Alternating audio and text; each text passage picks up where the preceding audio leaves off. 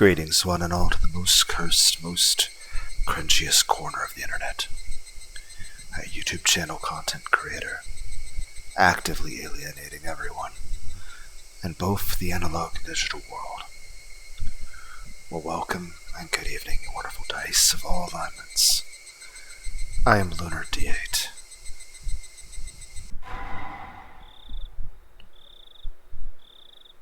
Minagoroshi, the final truth. The massacre chapter. Chapter 7 of the higurashi series. This is where the story will start to heat up.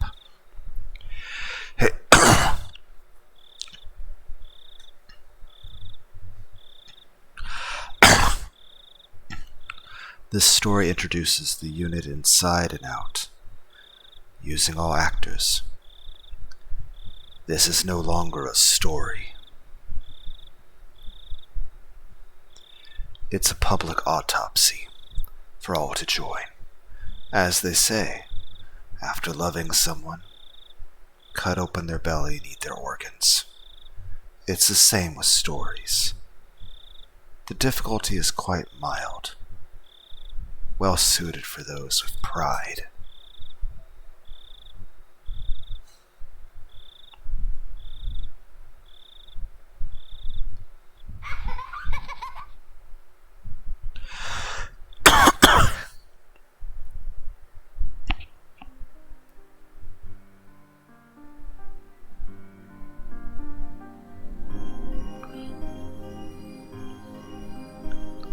What are you doing? I don't see you playing by yourself that often. All you could do before was to nod to my questions. Since when do you have your own will? I'm glad.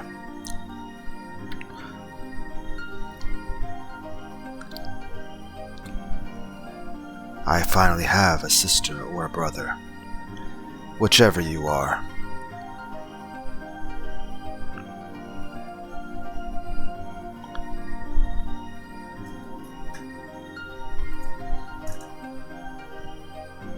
I used to be an existence of nothing, just like you.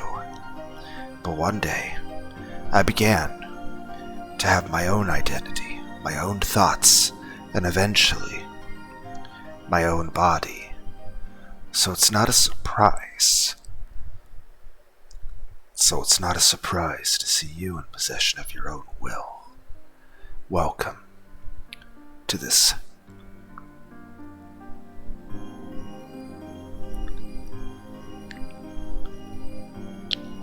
vast, yet tiny world, my sister.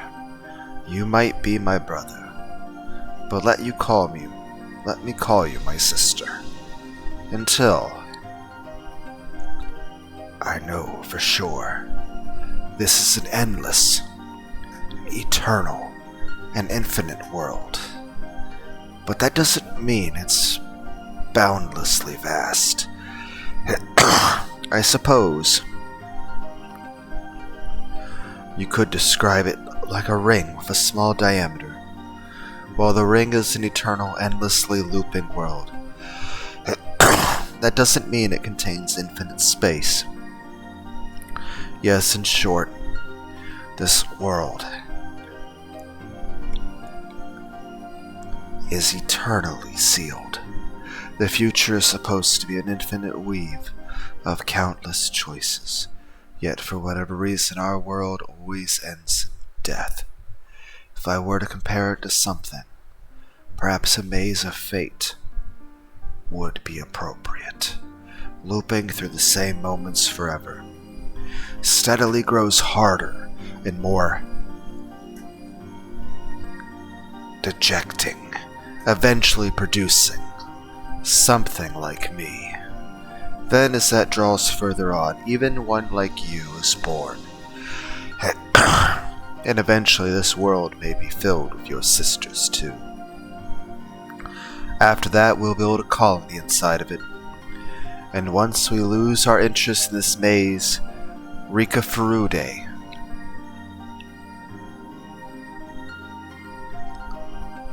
will disappear from this world. It looks like you still cling to this narrow world, Rika, though I lost interest long ago, which is why I'm truly glad you were born for me to talk to. So, what are you doing? Are you collecting fragments of memory?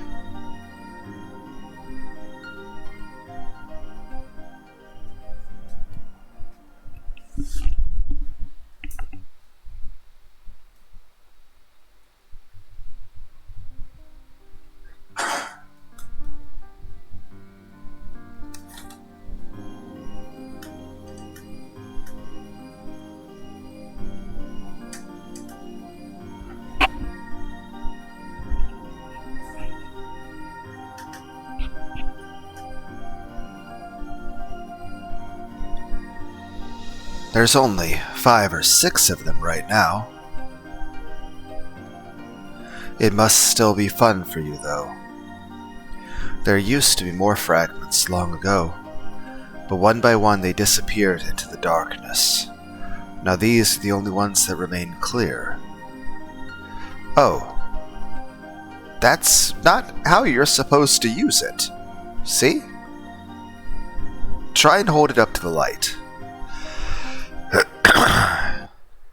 All of that is the life of Rika Furude and its end.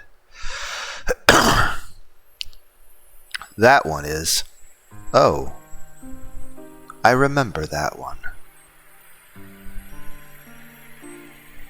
That's the world when Kiichi was cursed. Those fragments are like books to me, so I titled that one The Onakakushi Chapter. Do you remember what happened in that one? Good. That makes things easier. In Onakakushi,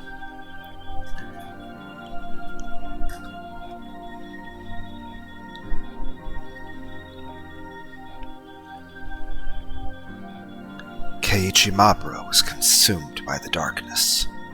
He couldn't accept the kind words his friends offered him and eventually beat them to death, not knowing of their kindness. We were all killed after that anyway. That had nothing to do with his story, though. That fragment is the Watanagashi chapter. Shion Sonozaki was cursed in that one. She killed many people out of revenge for her boyfriend's disappearance, as he went missing in 1982. Rika worked so hard, but she was captured at the end, and she was tortured to death. That's why she chose to commit suicide in the Miyakashi chapter, because things were going to turn out the same way.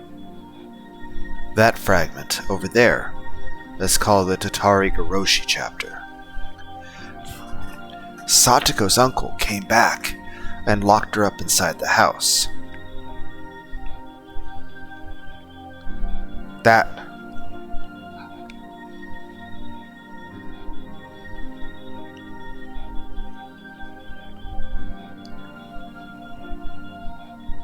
was the worst world of all.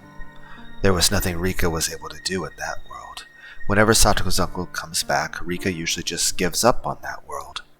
Fortunately, Satoko's uncle doesn't come back that frequently. That one is called Sumi Horoboshi chapter. Rika was there until just a moment ago. Rena Ryugu was possessed in that world. It was pretty exciting to see her take over the whole school. It surprised me to learn that Keiichi Maburo had a memory of the other worlds, just like we do. It was pretty amazing, but then, again, most of us have some kind of memory like that. We all have an imaginary world within us, some idea of what would have happened if you did things differently, It's like the strange feeling you get when you do something for the first time, but it feels like you've done it before. Everyone has a memory of an imaginary world in their mind, but the memory is not always that clear. It's not surprising, really. You are special enough to be able to see those fragments of memory. It's probably very difficult for you to understand how special you really are. You were born into a world where it's a natural thing to see these fragments.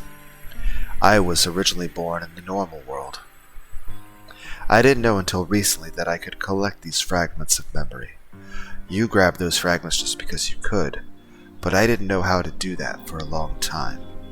I'm sorry. I'm sure you're not interested in hearing my story. Huh? What's wrong? What are you curious about? Oh, you're curious as to why so many different incidents occur in this same world. Hee. It's very interesting, isn't it? Why do you think that's the case? Let's think about it together. Thinking is the first step towards playing a game. The main character among Rika's group of friends is Keiichi Mabura. In Onokakushi, he was possessed by suspicion and killed Rinnoryugu and Minon Sonozaki. If that was an inevitable event, he would be killing them in every world. In other words, that what Keiichi Mabura in Onokakushi was not inevitable. Indeed, the only thing that's inevitable is Keiichi Mabura's role. If Keiichi Mabura was someone with a naturally suspicious heart, he would take the same actions in every world. But that didn't happen. It's true that Keiichi Mabura is both passionate and easily convinced of anything. But it's rare for him to exhibit the kind of rage he displayed in Onokakushi. In other words, even though something might seem inevitable in one world, that may not be the case if you compare it to a different one. If something really is inevitable, it will happen for sure in every life. That's what true inevitability is like. It's very important that you know that. When you compare the different worlds, what's common among all of them is the truth. Understand? Like I said, what seems inevitable in one life could just be a random event in another. The club activities that Mion Sonozaki suggests are a good example. If Mion Sonozaki had a strong inclination toward playing certain games, you would be playing them in every world. But in reality, you participate in different activities in most of them. That means that the games they play at the club are randomly decided by Mion Sonozaki. We know that now because we've been through many different lives. Those who only live in one world can't see if the event in question is inevitable or random.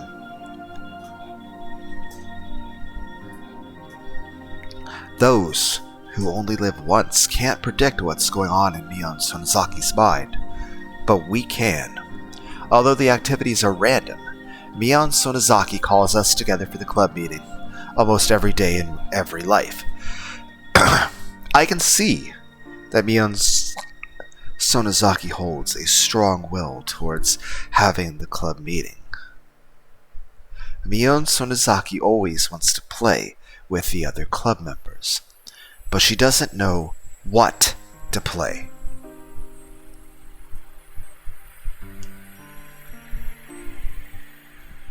See? We can read Mion Sonozaki's mind just by simply examining these fragments. With this alone, we can see part of who Mion Sonozaki really is. Let me talk a bit more about Keiichi Mabura. For those who only live once, the World of Onokakushi chapter is nothing but a story where Keiichi suffered mysterious hallucinations and beat his friends to death. For them, there's nothing beyond that. We, however, can compare different fragments and find out something they could never see.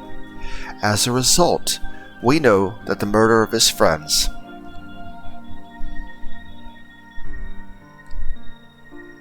was not inevitable. I told you that just earlier. In fact, while there are about 5 or 6 pieces in front of you,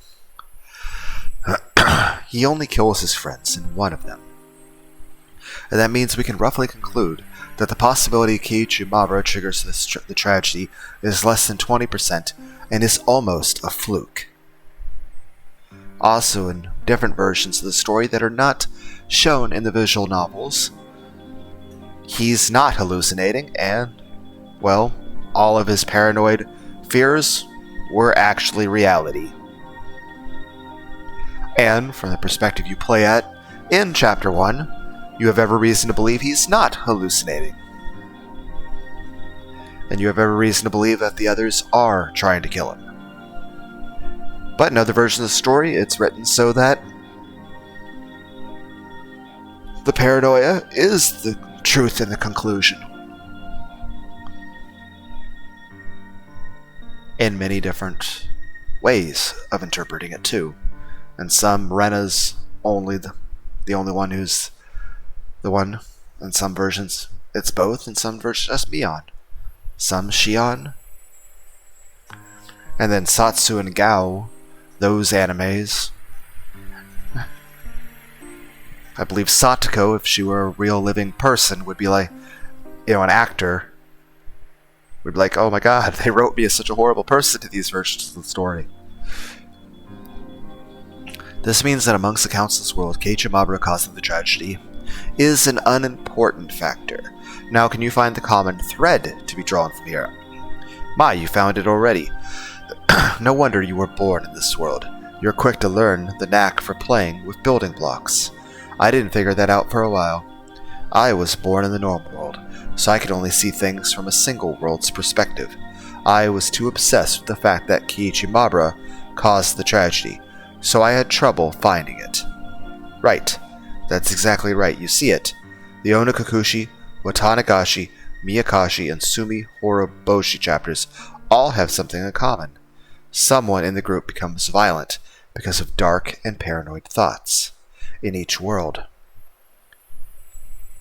Either Keiichi Maebara, Shion Sonozaki, or Rena Ryugu became violent as their delusions grew stronger. Keiichi Maebara, Shion Sonozaki, and Rena Ryugu are all my close friends.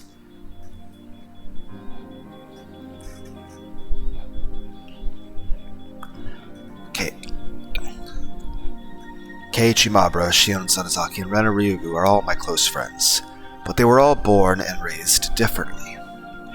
The only common factor is that they all live in Hinamizawa. I just said it not too long ago, though.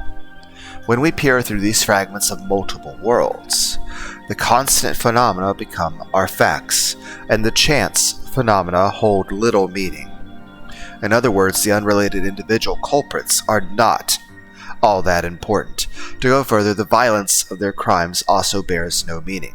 Keiichi Maebara beat his friends to death, Shion Sonozaki killed the central people of the 3 families, and Rena Ryugu took over the school. They were all different. There's nothing in common there. In fact, the very important truth is that while the culprit and the crimes are decided at random, their process of growing paranoid until they resort to violence is always constant. The suspect changes every time, but the process does not. After comparing the different worlds, this is the truth I found. This is the one truth that is common to all the worlds of Hinamizawa. The rule is that a random person becomes violent under the influence of paranoid thoughts. This is Rule X.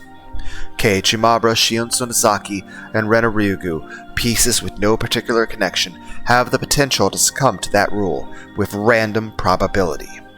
I don't know what the probability is that those pieces will be ensnared by that rule. Perhaps there is some rule to that too. Is it because these 3 are all close in age? Or is it because they all live in Hinamizawa? Well, we're not detectives or police officers.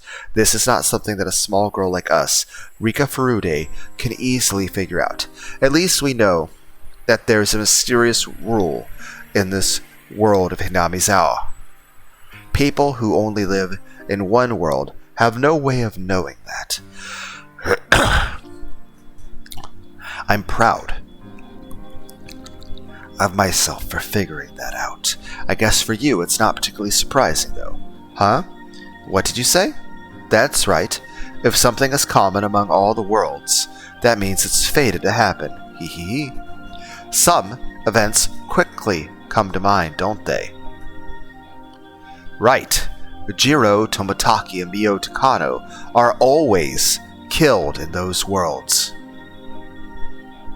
On top of that, they are murdered in exactly the same way in every world.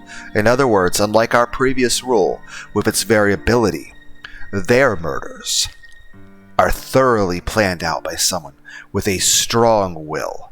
So that does not fit with the mysterious vague Rule X that leads to a random individual to violence. After all, they are always murdered, regardless of who falls to Rule X. Therefore, there's another rule to these worlds, a rule that says Jiro Toмотaki and Mio Takano will get killed on the night of the Minagoroshi. Let's call it Rule Y. Hee hee. Don't you see how funny this is? Jiro Toмотaki and Mio Takano are killed in every world, right? Every time the character who gets cursed always thinks their deaths has something to do with the danger that's awaiting them. The fact that someone turns violent, Rule X, and Jiro Toмотaki and Mio Takano's death, Rule Y, are supposed to be two independent rules, but they all tend to link them together. Of course, one could say that's how they become ensnared in the smell of paranoia, leading them to violence to begin with. But, do you think in their paranoia that they notice someone is trying to lead them to link those rules together? Yes. Whoever the piece leading them is, they are the one making this stage called Hinamizawa very complicated. You should have noticed at least two suspicious people. Do you know who I'm talking about? That's right. I'm referring to Kurado Oishi and Mio Takano. When you compare our previous fragments, the role of the piece known as Kurado Oishi becomes clear. He's a detective who is retiring this year, and he's in a hurry to solve the mystery of the series of deaths in Hinamizawa. After he retires, he'll have to move away from the village. That's why he's desperate to solve this case before he has to leave Hinamizawa. Why is he so obsessed with serial murders in Hinamizawa? That's right. It's because of the first murder involving the manager of this construction site. The victim was Oishi's close friend. You will see that if you look at the Himatsubushi chapter. Oishi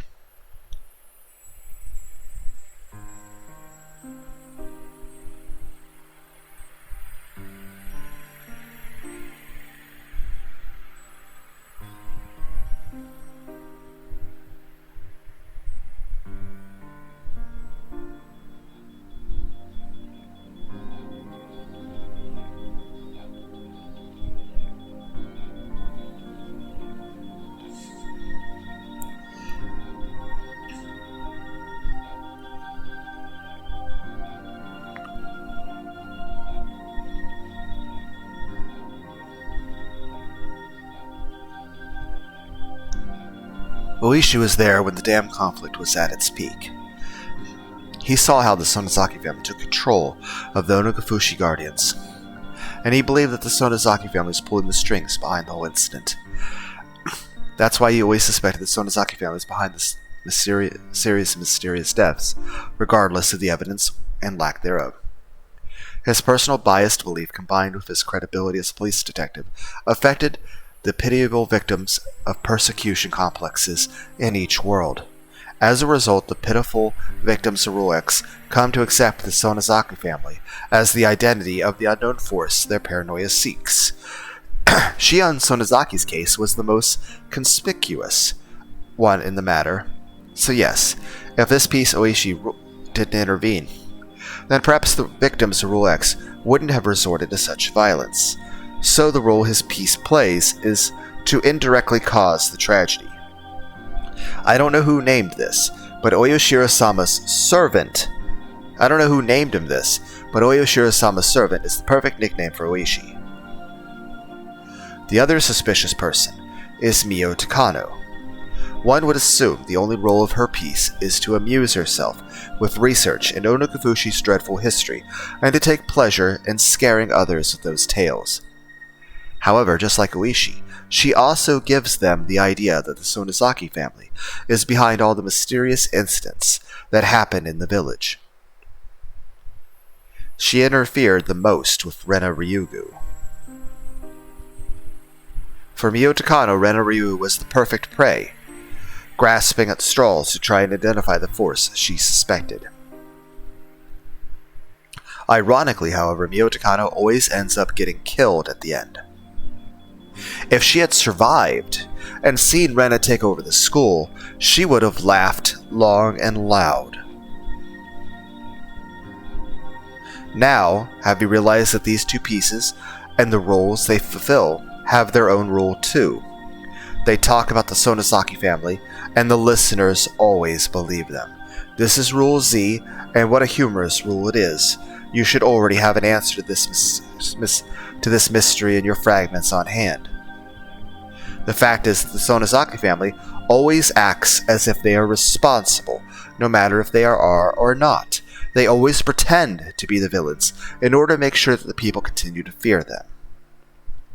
As a result, the villagers have believed that the Sonozaki family has been pulling the strings ever since the damn conflict ended. Kurata Oishi and Mio Takano were simply fooled by that rule. Actually, the whole village is fooled by it.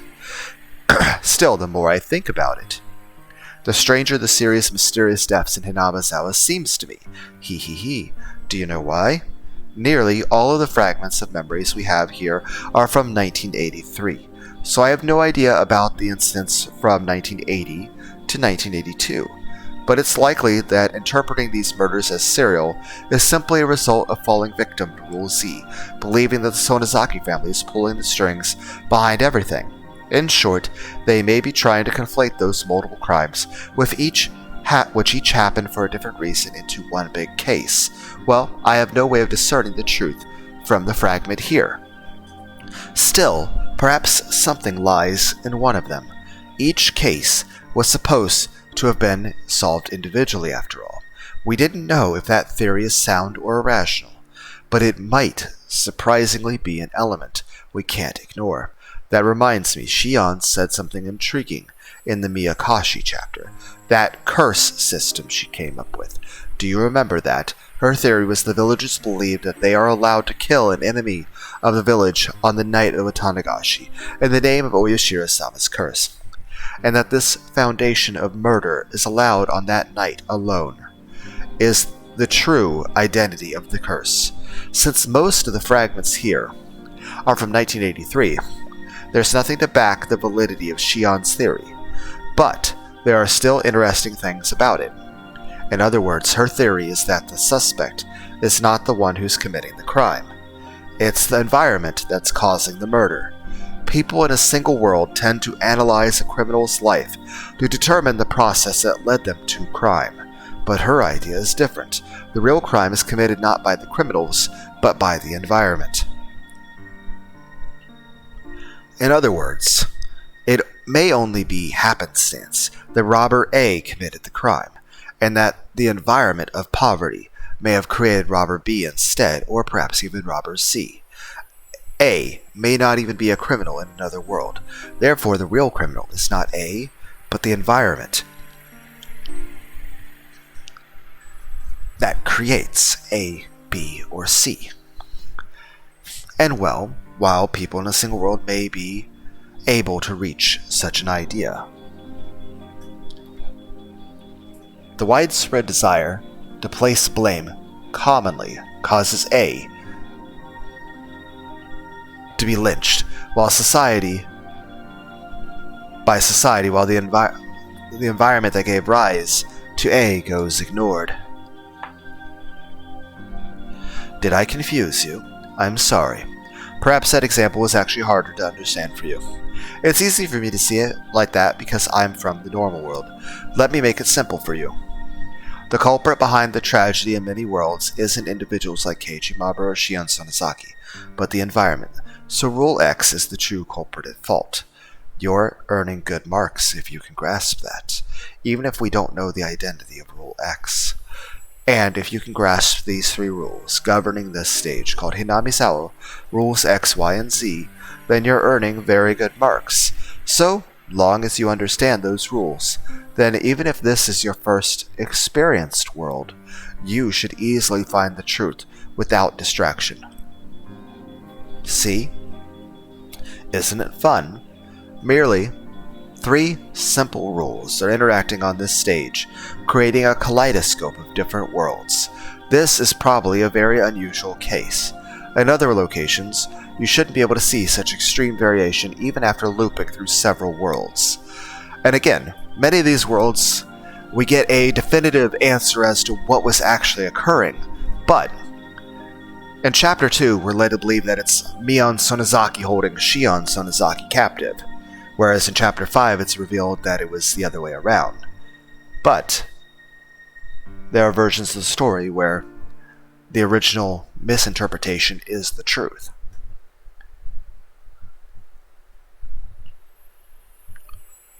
Same way I like different adaptations, as long as they're done faithfully to the story. For example, take any show you like. If it's manga only, would you like to see it made into an anime or written as a book? If it's a book, do you want to see it made into a movie? That being said, any movie leaves out a lot of details. After all, if you were to animate everything that happens in a light novel, like say Reincarnated as a Slime, or Overlord, we'd be on 20 seasons. Not that I would mind, but I don't know if it'd be as popular. Then again, I'm probably not one to look down on other people's attention spans.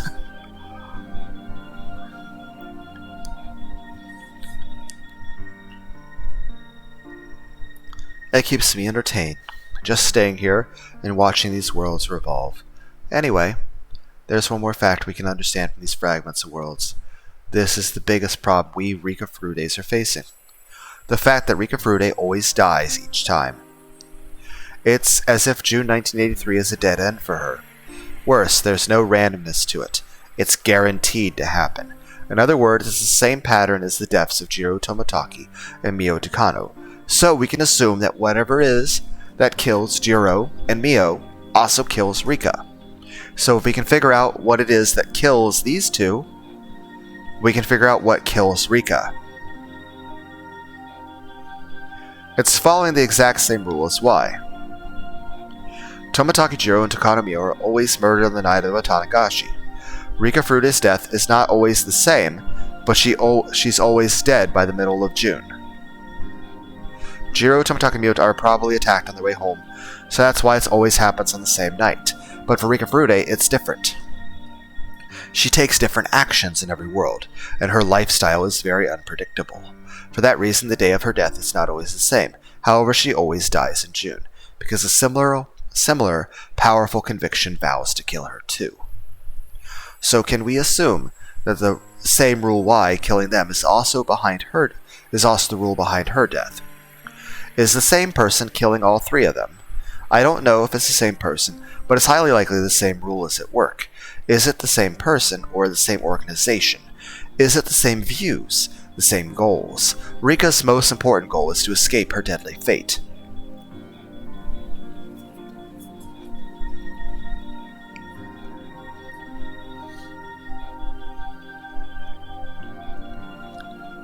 But it doesn't mean that she just wants to leave the village and survive. She wants to live happily in the village. We also can't just leave the village because something happens there.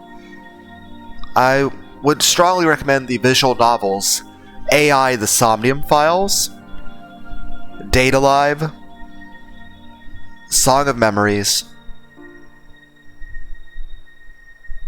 and perhaps most relevant to this, Raging Loop.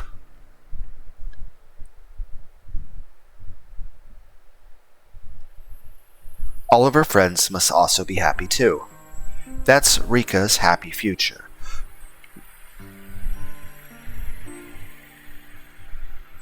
the ideal future she hopes for. It's tragic that we can't realize such a simple desire, no matter how many times we repeat this.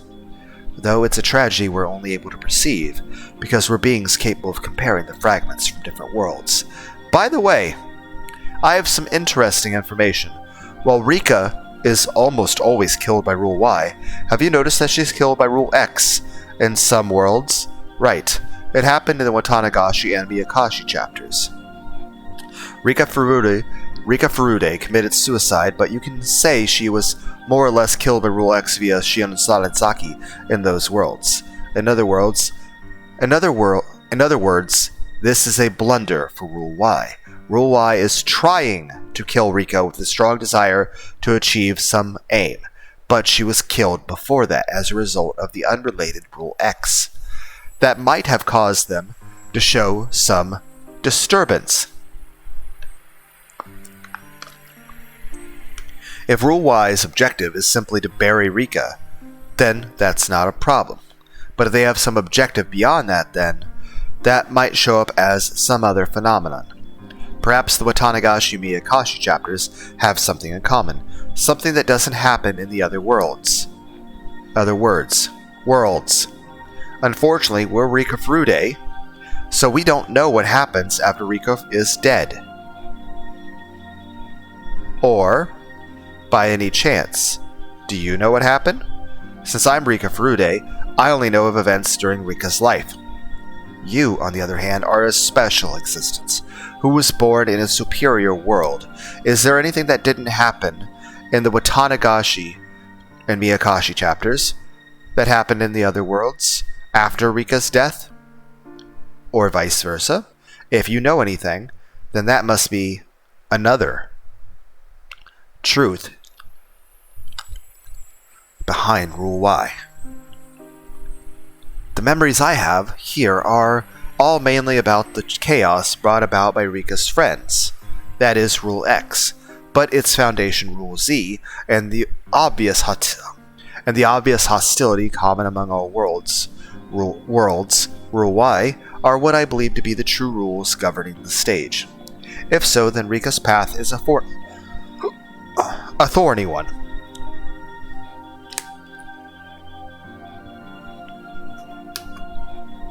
She needs to fight Rule Y in order to survive. Unless she defeats it, she has no future past June 1983. And to win her own happiness, she must also beat Rule X to win her friend's safety. So long as that's undefeated, one of Rika's precious friends may be led to tragedy. If that happens, and it turns out Rule Y is causing Rule X.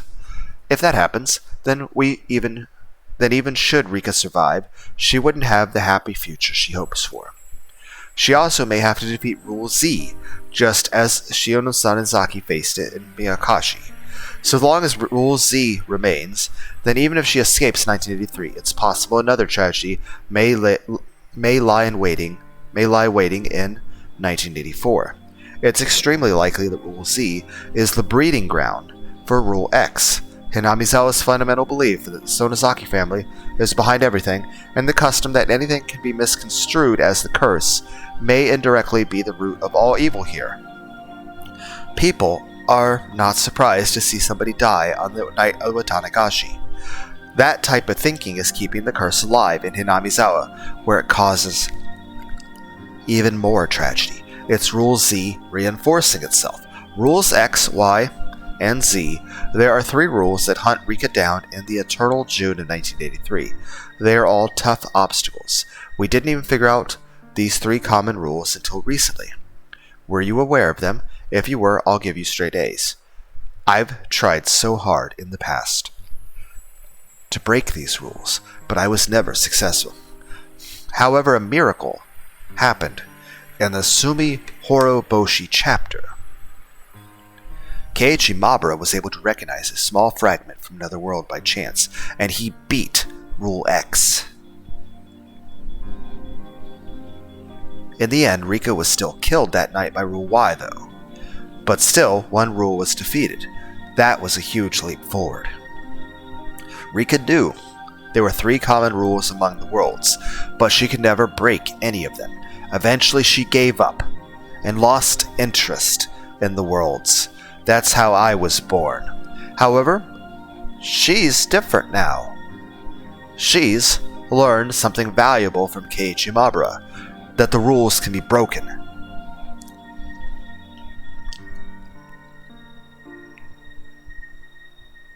With a strong enough will to fight.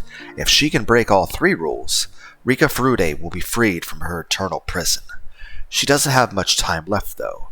Rika has traveled through many worlds. Her physical lifespan is not a problem, but her mental lifespan is getting shorter. Mentally, she is extremely old, and her soul is starting to turn into something different. In the end, she'll probably lose the ability to experience singular worlds. She's already showing those signs, and eventually her memories from the parallel worlds will mix together, ultimately causing her derangement and the loss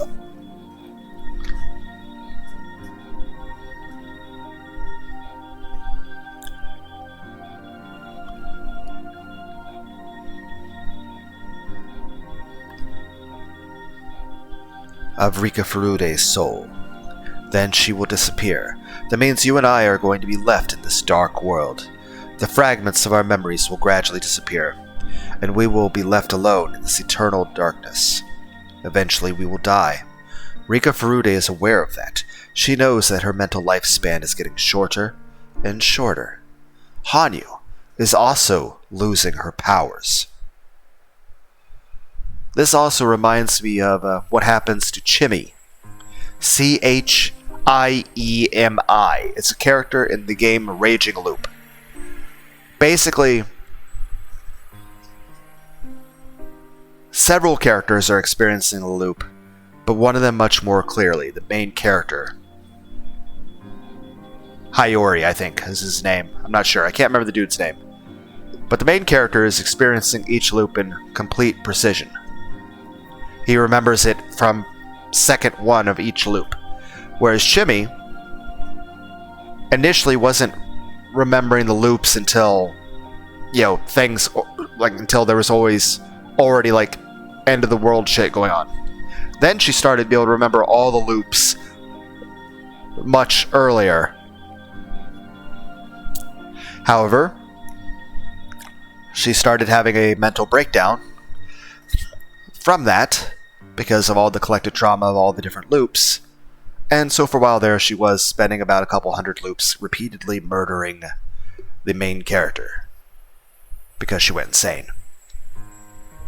Because not only, even if they were all peaceful, having loops of parallel worlds would in of itself be traumatizing to a human mind. Even if each one was Utopia, Paradise, Heaven, even if everyone was perfect and nothing traumatizing happened in each one, just having knowledge of multiple parallel worlds, even if every single parallel world was perfect and happy, just the knowledge of each world would be traumatizing in of itself, let alone if each one involved extreme amounts of pain and fear and death. She can't rewind through years of time like she used to. Her power has decreased so much that she can barely rewind 1 month at a time. Actually, she can only rewind a few weeks. In the next world, she should only have about 2 weeks of time. Rika Furude is going to try and break all 3 rules in just those 2 weeks. I wanted to know what's outside the well, so I tried to claw my way up from there. I wanted to know what's outside the well so I could continue to climb, I injure myself. I finally realized the higher I climb, the more pain I would feel when I fall. That when my curiosity toward the world and my physical pain become equal, I finally understood the meaning of the frog in the well. Frederica Berncastel.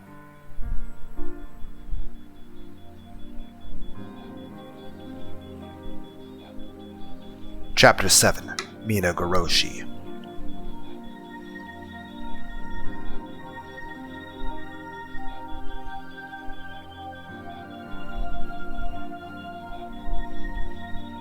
I will say this, Frederica Berncastel, interesting character.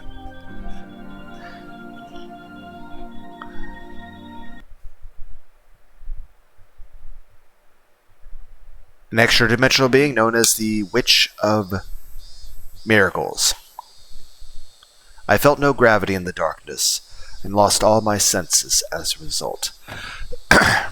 I banged my head on the floor with a dull thud.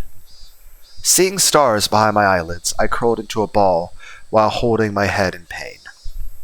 And technically we have different mindsets here. We have Rika Furude, we have Frederica Bernkenstel, we have the sort of pseudo mind being established that's a kind of link between Rika and Frederica Bernkenstel that is technically a separate entity, but also is a somewhat hybrid mix of the two. But it's technically a third entity of itself. Like, imagine, whoever you are listening to me, imagine if you had Computer A, Computer B, and Computer C. Computer A is an AI based off of your mind. Computer B is an AI based solely off the mind of one of your friends. And Computer C, AIC, is actually an AI that is made from the combination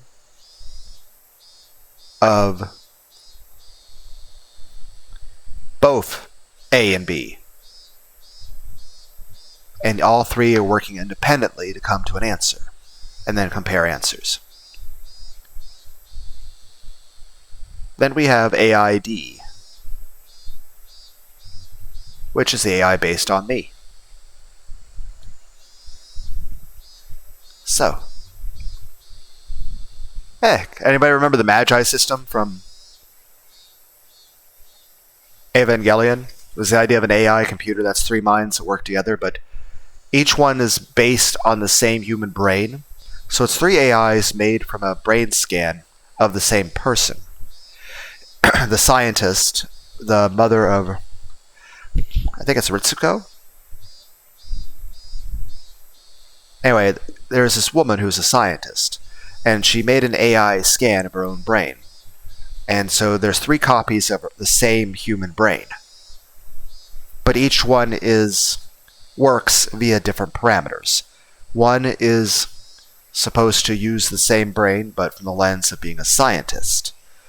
Another is supposed to use the same brain, but from being the lens of being a woman. And the third one is supposed to use the same brain, but from the lens of being a mother.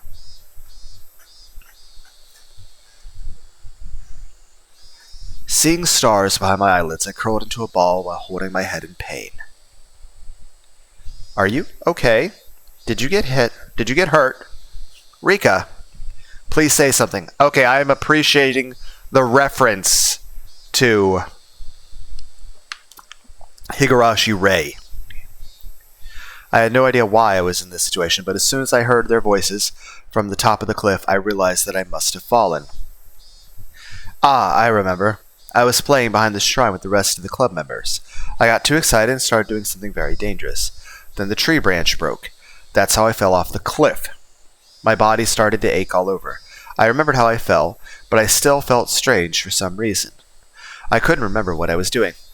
No, it was more that I couldn't remember who Rika Furude was before I fell off the cliff. Ow, ow, ow, ow. I heard Hanyu's panicked voice. I looked behind me and saw Hanyu standing there with a scared look on her face. Hanyu? Ouch. What just happened? Ow, ow, you were playing with everyone and fell off the cliff. Well, I'm glad I'm not dead. Are you okay? I don't care about that, Hanyu.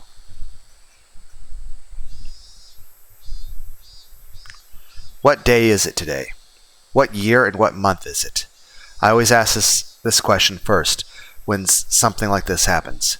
She finally realized that I was asking the same old question. It's June of 1983. The Watanagashi Festival is next week. So, oh dear, I only have that much time left? This is the best we can do. Hanyu muttered regretfully. It was the middle of June 1983. If this really was the best she could do, I had no choice. I couldn't complain. I gradually started to remember more things. If this is June of 1983, I see. I was killed again. After Rena surrendered to the police, all of the classmates were given checkups at the clinic. I didn't get hurt, so I was sent back home after they determined I had no injuries. And then I died. My memory started getting vague from that point on. A common characteristic of my violent deaths. When my life is taken away violently, the memory before death becomes vague with static. It's like a violently ripped roll of toilet paper. That example should make it easy to understand, even if it's uncouth. That's why I have no clear memory of what happened and how I died that night. I only have vague memories. I think someone covered my mouth with a handkerchief or something and I passed out.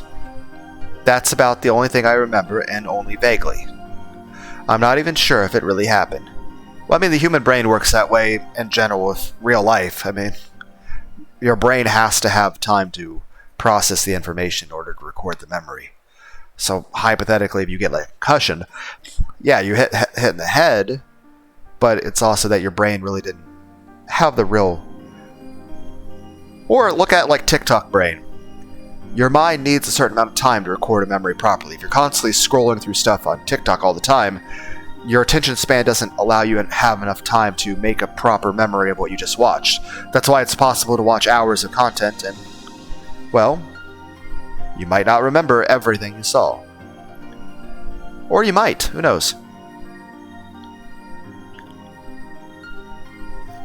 Or imagine like there's a computer that has to record things. If at the end of the day, every day it backs up to a memory drive, if it gets destroyed, well, it didn't get the chance to back it up.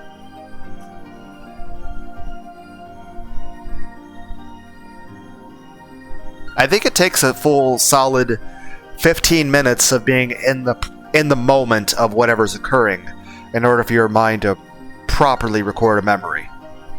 So hypothetically, if you're doing something that takes less than 15 minutes, it's less likely to be recorded properly as a memory unless it's something you were to dwell on. At least enough rumination that your continued thinking about it exceeds 15 minutes. I'm not even sure if it really happened. The only thing I know for sure is that I was attacked on my way home, and possibly after I got there, and that I was murdered suddenly. I don't know who killed me or how I was killed. I'm glad that at least I don't remember the horrific ending to my life every time it happens. Because of my experiences, I think I now understand why ghosts wander around this world not knowing that they died so suddenly. If it's a death from a long-lasting illness, people tend to remember that they were sick. This also reminds me of something. Here's a question. If someone has a mental illness, or even a personality characteristic, does it stay with them? Like, for example, if you were born blind, are you still blind as a ghost? What if you have autism, or ADHD, or like schizophrenia, or something like that? Would you still have that as a ghost? And even if you don't have the physical symptoms of it, your personality, that you've cultivated over your life, would still exist, right? Then again, some people's personalities are long-standing reactions to chemical processes in the brain. I'm just saying.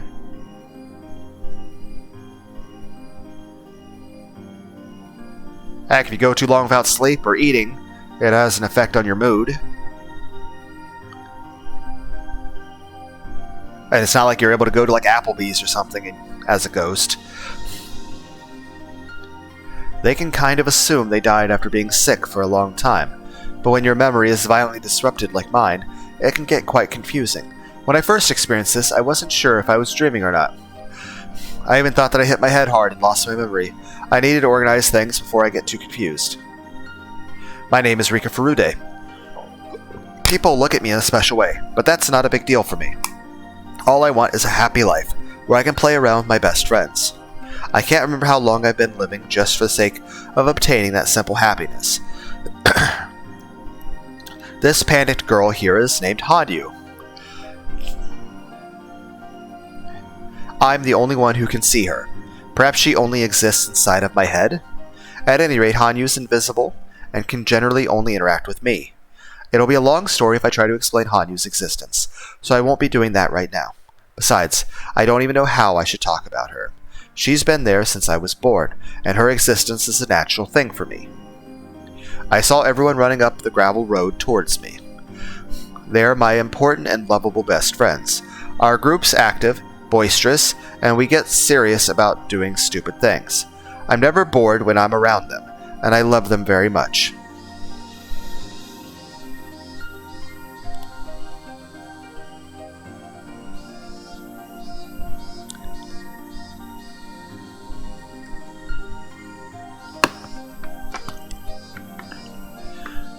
She's been there since I was born, and her existence is a natural thing for me. I saw everyone running up the gravel road towards me. They're my important and lovable best friends. Our group's active, boisterous, and we get serious about doing stupid things. I'm never bored when I'm around them, and I love them very, very much. How... Rika-chan, are you okay? Did you sprain your ankle? Where did you get hurt? Let this old man have a look at it. Meep. Thank you so much. I just got a bump on my head. I think all I got was a bump at least. My injury wasn't as serious as everyone thought. When you hit your head, you still need to be cautious, even if you're fine for the moment. That's true, you could have a concussion. You should see a doctor. So that's true. You should get the coach to check you out just in case. That is a good idea. Do you want me to go and get him? Yeah, we'll go ask somebody to use the phone and call him here. You don't need to do that. I'm totally fine. Nipa. Absolutely not, Rika. You must be cautious. Satoko warned me with a stern voice. It really wasn't a big deal, but I decided to nod since Satoko was trying to be generous. She wasn't trying to boss me around or anything. She was only saying that because...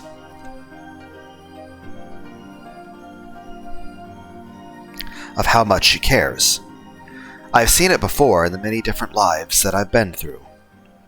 I have no doubt that she's really concerned about me. It's not just Satoko. Mion, Rena, and Keiichi are the same. They're all so nice to me, and they truly do care. Mion left to look for a phone. Rena also left with a towel, looking for the water tap. Satoko remained nearby, taking care of me with a worried face, and Hanyu was just standing there, still wearing a panicked look. Keiichi seemed to be panicked too, but he was trying not to show it. He was standing by me, wearing a calm expression. Are you alright? I'm fine. It doesn't hurt anywhere. I'm glad you're not seriously injured. I was super worried. I wouldn't feel anything special about his words if this was a while ago. But, at that moment when Rena took over the classroom, when she hurt Mion,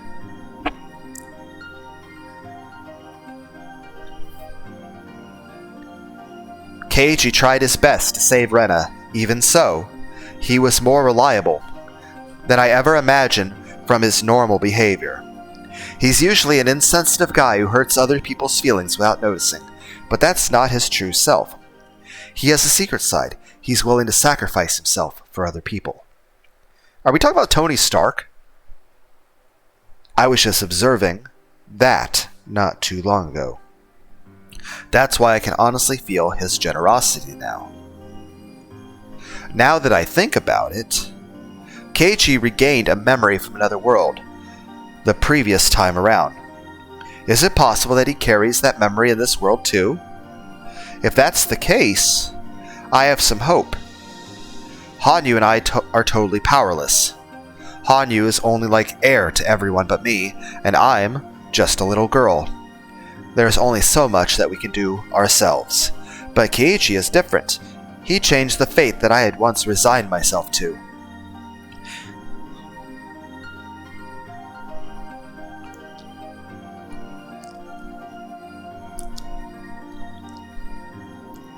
He's somebody who may have the power to take me to my unseen future. If I can get Keiichi to understand me, he could be my hero. Perhaps I'm actually not expecting that much out of him. I just want someone to understand my struggle of being stuck in this maze. Keiichi? I spoke to him slowly. It had been a while since I felt so nervous.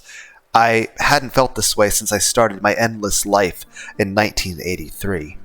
As a witch, I normally would know what his response would be before even talking to him. I often remain silent because I already know how pitiful the reply would be.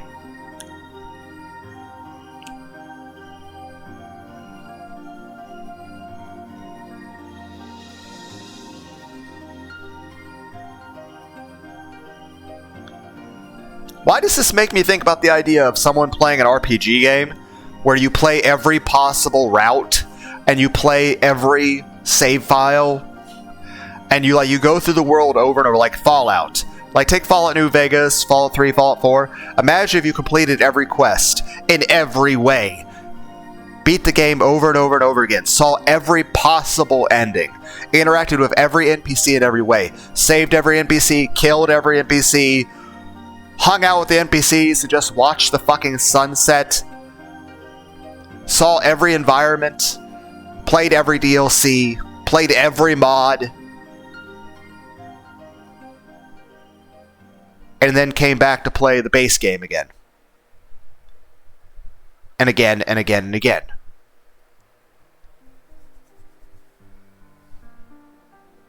Now imagine if that was your actual life. Rather than, escapism entertainment.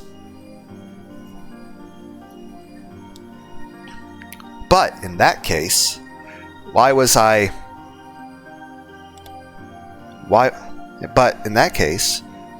so nervous now? Huh?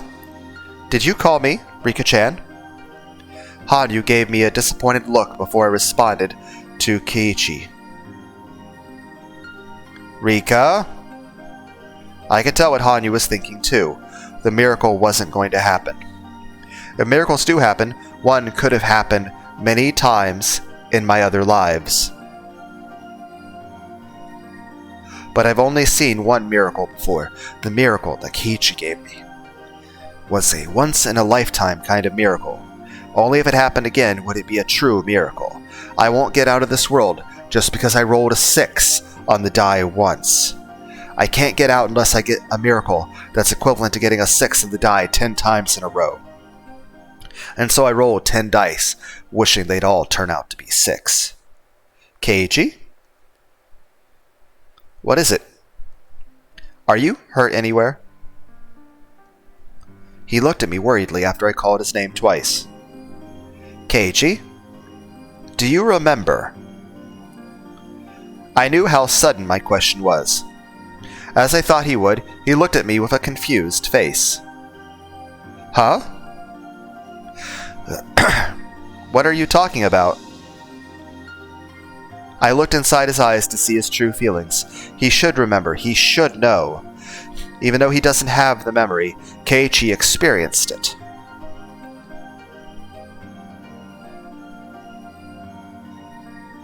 What is she referring to, Keiichi-san?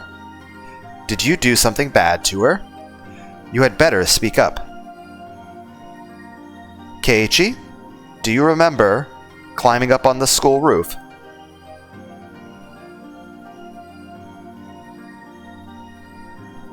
The school roof? I mean, technically you were there too. Keiichi-san, you climbed up there? I'm not asking you, Satoko. Do you remember, Keiichi? I did. I climbed up on the roof? When? You must be mistaken somehow, Rika-chan. I never climbed on the roof, and I don't even know how to get up there. Of course, you haven't experienced it in this world yet, but please tell me that you remember. I know you've never been up on the roof, but you should still remember doing it. You shouldn't be able to remember it, true, but you actually did once. You should be able to remember it once again. Even if he doesn't remember right now, this might be a little seed that blooms later. Perhaps you went up there to get a ball or something? Never? Have you been up there, Satoko? And unthinkable. I would get in such terrible trouble if I did something like that. But I bet it'd feel really good to take a nap up there. Ha ha ha. Heck, maybe he'll decide to go up there because of Rika suggesting it. And remember, or he'll just start thinking about it more and...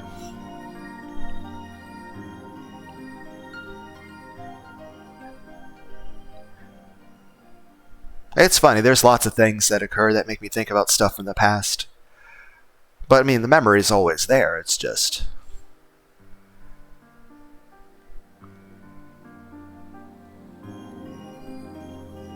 There's no way he would remember.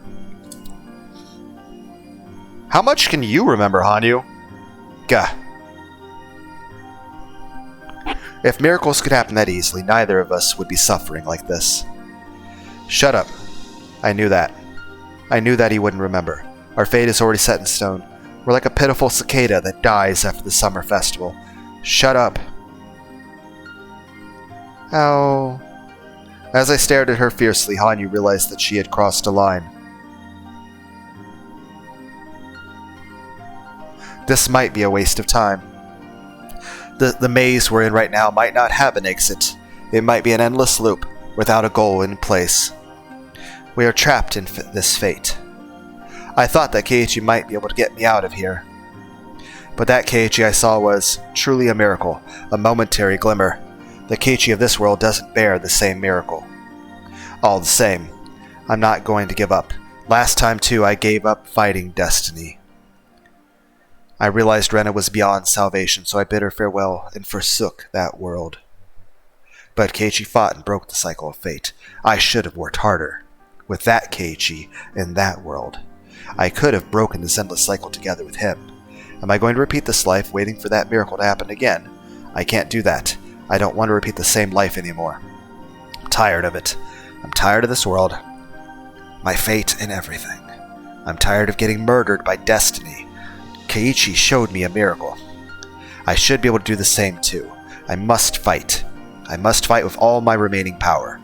I was always fighting. I was fighting when I had more power, but I never made it. How can I expect to win this time? Still, I must fight. Keiichi taught me that fate can be shattered.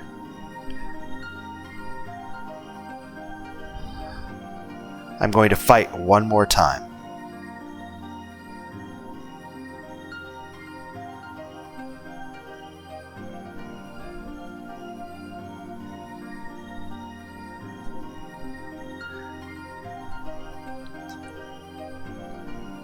Tip to my granddaughter. Breaking the cycle.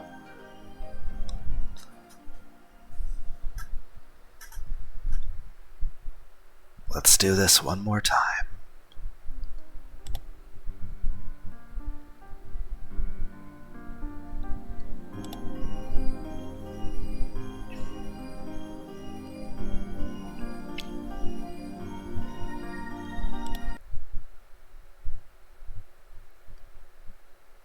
Bye, everybody.